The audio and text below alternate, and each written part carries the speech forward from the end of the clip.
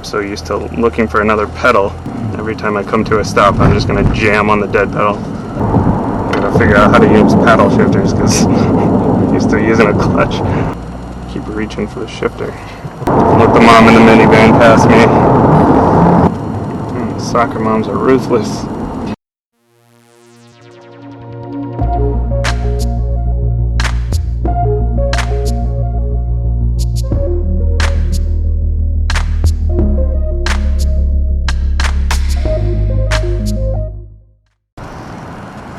What's up, guys? Welcome. Today we're taking a look at this C8 Corvette. This is a 2020 C8 Corvette.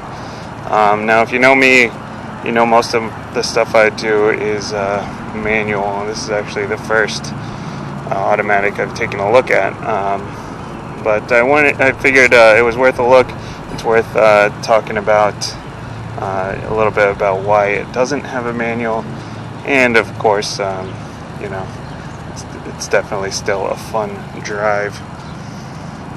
Obviously, I'd prefer the manual, but there isn't one, so we'll take a look anyway.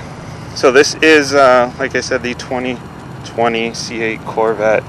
Now, these things have had some issues with manufacturing here. You know, they did kind of come out during a global pandemic, and they've had some problems with some of the carbon fiber, worker strikes, some other stuff like that. So if you ordered a 2021, there's a chance that you're still waiting on it, or a 2020, there's a chance yours got pushed to 2021.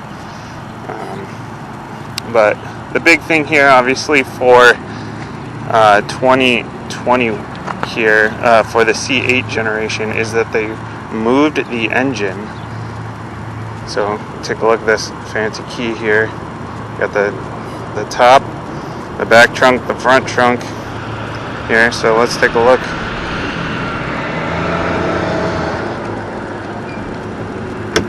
Let's take a look here at the front. Now, obviously, we've got no engine here, but you do gain an extra trunk, so that's pretty cool. Go ahead and take a look around back.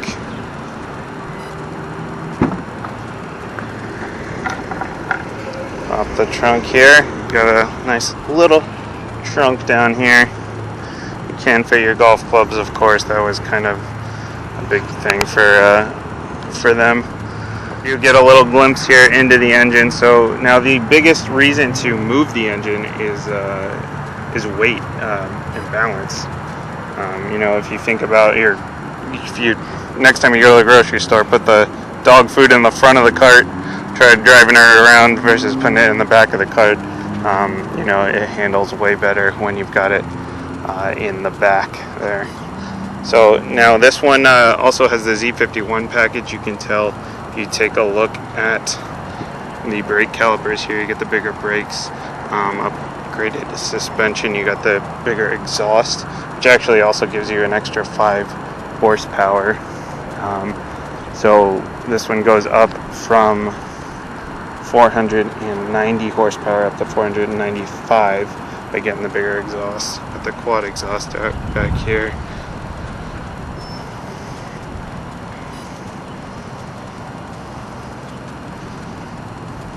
You got lots of venting, of course, here for this new engine. Vents back here.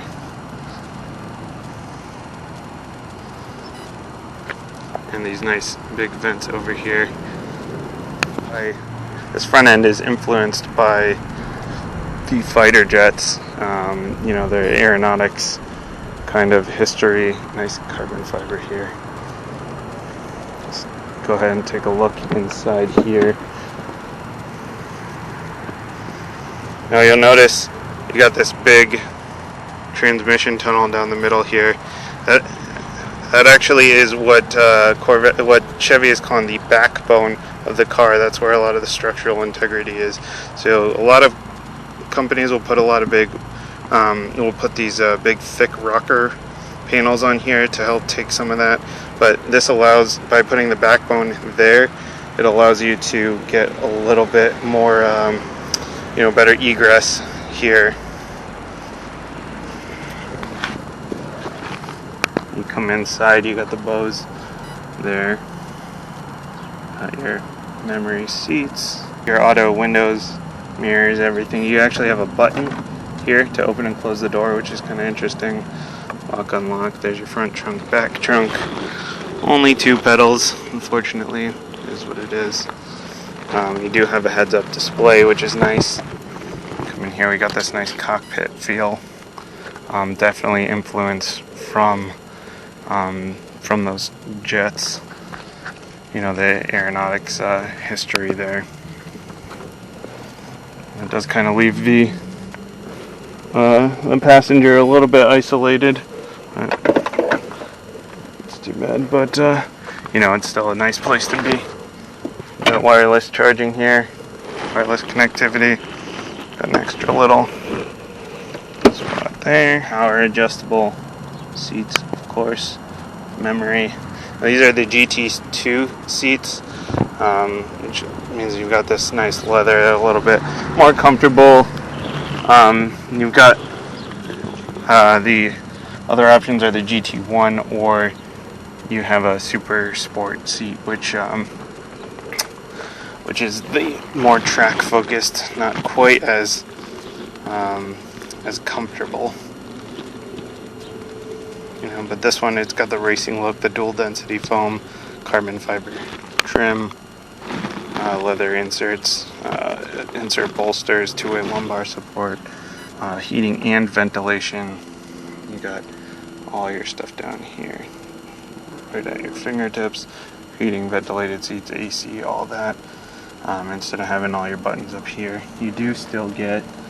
Let's go ahead and start it up. Got your push button start, of course.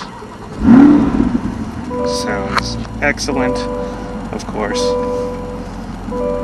And you got your square steering wheel. I know a lot of people aren't a big fan of that, but you know, they were trying to change things up a little bit.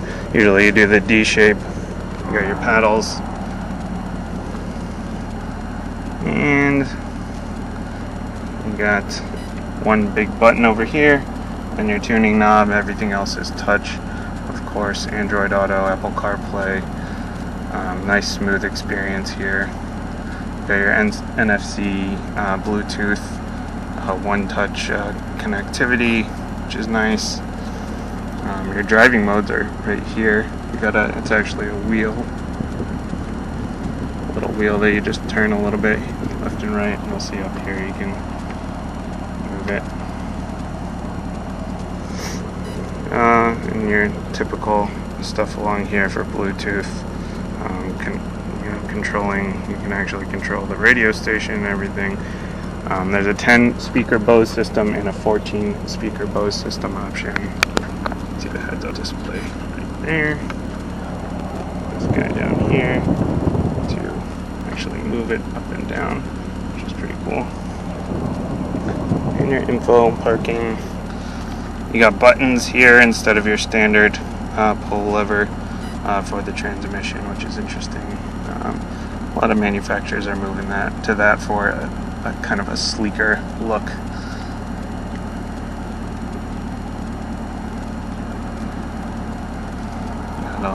Lots of nice colors here, a little bit cartoony, but that's alright. It's interesting. It makes it more user-friendly, I guess. And you have this PDR that's for your performance data recorder that comes with the Z51, or that comes with the 3LT package. You take a look in here, you can see you don't have that kind of, usually you're used to the nose sticking way out in front of you.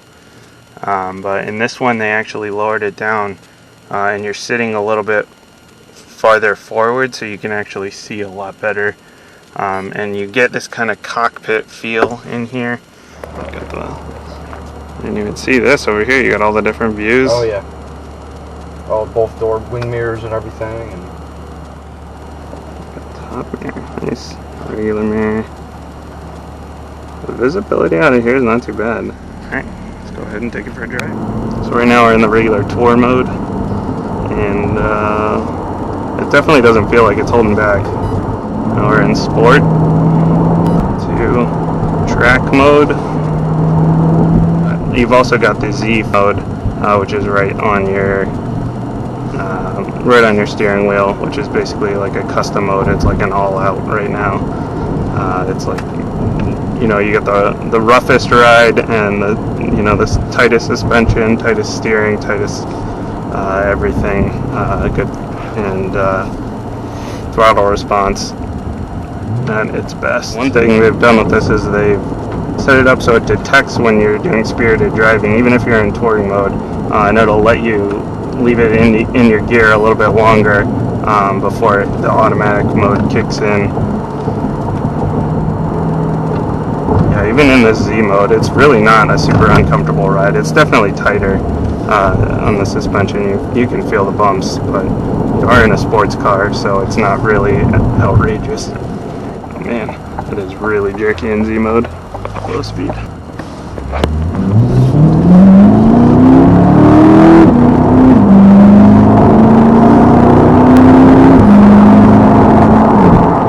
thing gets up to speed quickly, huh? It really responds well. You stick your foot in it and it just cranks. You have 495 horsepower, like I mentioned, 470 pound-feet of torque. The torque is available nice and down low in the rev range. You get 25 highway, 17 city. Your typical kind of sports car. Not great fuel economy, but it's got a V8, which makes up for everything. So this does also have the cylinder deactivation, which is nice, which will actually it does exactly what it sounds like. It deactivates cylinders so you can get down to a V6, V4, save some gas.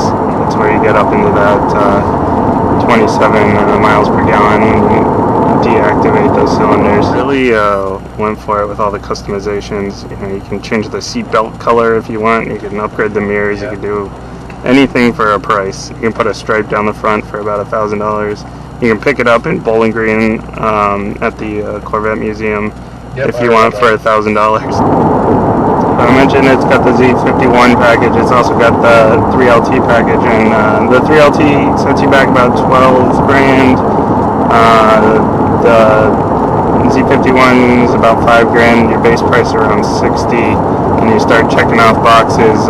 This one gets you right around $90 grand MSRP. But you know, because of the demand and because of all the, you know, they've had some production issues too, which means supply is especially low.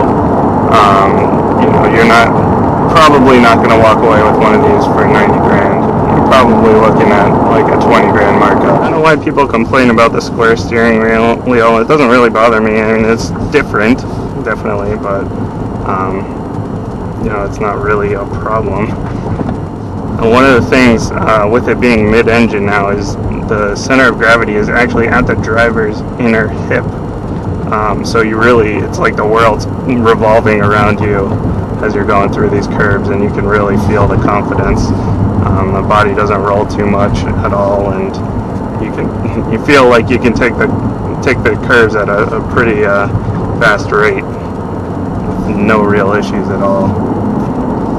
And it's electronic power steering, but it's never going to be perfect, but you do get some feedback. You get a little bit of weight to it. We are also on all seasons, which is interesting. It's an interesting change they made for this year. People wanted to be able to drive their Corvettes for 3 seasons, so they worked with Michelin on these tires to get an all-season performance tire with a goal of 1.0 lateral Gs. But I don't think they quite hit that mark. But they're definitely, for all seasons, they're very high performance. And what they did with the gearing here is they left first gear low to get off the line quickly, and then second through 6 are nice and tight, nice and close together, in order to keep you in the power band when you're on track and give you a lot of extra control. And then 7 and 8 you've got for cruising, for fuel economy, of course. You do get the magnetic ride, which gives you this nice smooth ride, even when you're in the different modes. going through the different modes. Even in track mode, it's not a crazy harsh ride. You could definitely cruise around in this thing, no problem. You could daily this. You could put it on the track, whatever you want to do with it. It does everything. These seats, like I mentioned, this is the GT2. These are the GT2 seats. These are the middle of the range. I'd definitely be good with these. The bolsters are a little bit on the tight side. I'm not a super big guy, and they're tight on me, so that might be an issue. But other than that, I think they're pretty darn comfortable. I could sit in here for a while. It's also not super loud in here. You kind of expect it to be pretty loud. Even the engine doesn't sound too loud in here, even though it's right behind you.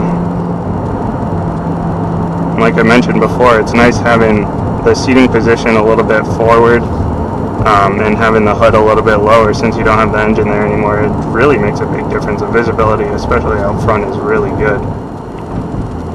Obviously, it's disappointing that there's no manual transmission, but like I mentioned before, the transmission tunnel is the backbone of this car at this point. And re-engineering that it wouldn't be worth their money is the unfortunate truth of it. And you put a hole through it for the manual transmission, and you just lose a lot of the structural integrity, and it just wasn't worth it to them. You know, they were in the 20%-ish, 20 to 30% manual take rate by the end of the C7, which to me seems like it's actually pretty high, but you know, with all the re-engineering they were doing on this one, I guess they just didn't quite have that extra cash to figure out the rest. It would have been a whole different ballgame trying to get that in there and trying to re-engineer everything around it. You know, you've got the engine sitting now between the transmission and the driver,